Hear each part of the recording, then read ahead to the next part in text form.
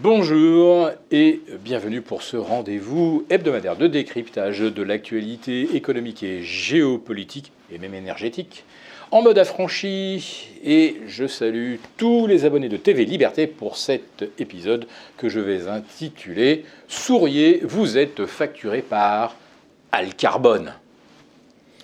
Ouais, ceux qui vont recevoir leur facture ou qui vont la consulter, parce qu'on ne reçoit plus rien évidemment, au début de l'automne, ils vont tomber de leur chaise puisque ça augmente de 10%, après plus 25% au 1er janvier. Donc ça fait en tout 36%. Parce que les pourcentages évidemment ne s'ajoutent pas algébriquement. Et dans le même temps, le coût du gaz et du pétrole a baissé. Enfin, surtout le coût du gaz. Depuis le 1er janvier, il a baissé pratiquement de moitié et divisé par 4 par rapport à l'été 2022. Quant au pétrole, bon, autour de 4,25, on est à peu près sur un niveau relativement stable. Par contre, les factures d'électricité, elles, ne le sont pas du tout. Et on pourrait même aller jusqu'à 300 € le mégawatt. C'est-à-dire en fait 0,3 € le kilowatt au compteur. Bizarrement, le mégawatt sort des réacteurs nucléaires d'EDF ou de nos barrages à 46 €. Puis il est vendu à 60 € le mégawatt au prix de gros.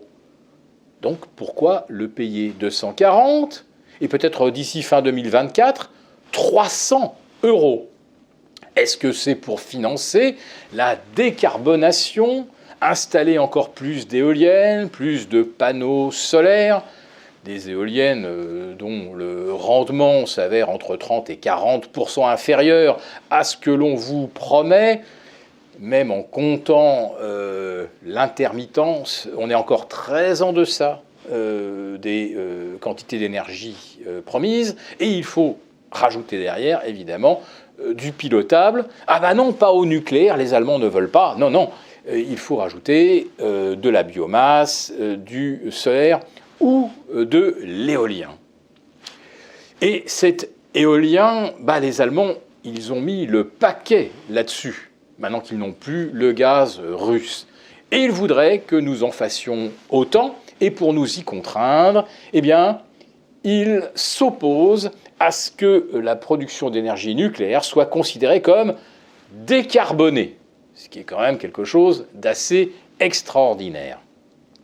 Et puis, ça ne résout pas la question quand même. Pourquoi un kilowatt ou un mégawatt produit à 60 € revient à 240 à son utilisateur, voire bientôt 300. Il y a une différence actuellement de 180. Mais dans la poche de qui tombe-t-elle cette différence? Est-ce que c'est pour financer la décarbonation ou est-ce que ce n'est pas un véritable cadeau fait aux opérateurs d'énergie dits alternatifs?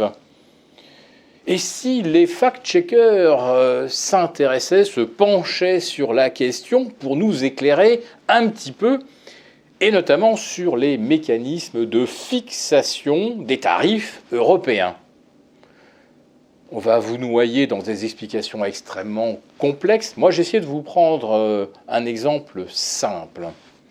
Bon, on produit du jambon à peu près partout en Europe, on en produit en Hollande, on en produit en France, en Bretagne, on a le jambon de Bayonne, le jambon de Parme, le jambon d'Aoste, on a de très bons jambons également en Hongrie, en Allemagne, et puis vous avez évidemment le Bellota.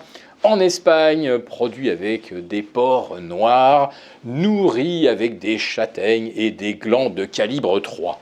Et là, on n'est pas sur du 40 € ou du 60 € le kilowatt. Non, le kilo, on est plutôt sur du 180 et ça va même jusqu'à 240 pour les producteurs les plus exigeants et les plus qualitatifs. Eh bien, qu'est-ce que c'est que le mécanisme de fixation des prix européens? Eh bien, ça veut dire qu'aujourd'hui, vous payez tous n'importe quel jambon le prix du Bellota à 180 ou 240 euros le kilo. Alors on pourrait tous être contents de se dire, bon bah finalement, si le prix du kilo est maintenant à 240, ça va enrichir le producteur de jambon de Bayonne, de jambon de Pays Breton ou le jambon d'Aoste. Mais non, non, non, ce ne sont pas eux qui vont toucher la différence, c'est le distributeur. Donc il serait temps effectivement que les fact-checkers se penchent sur ces opérateurs alternatifs et nous en disent un petit peu plus sur ces alcarbones.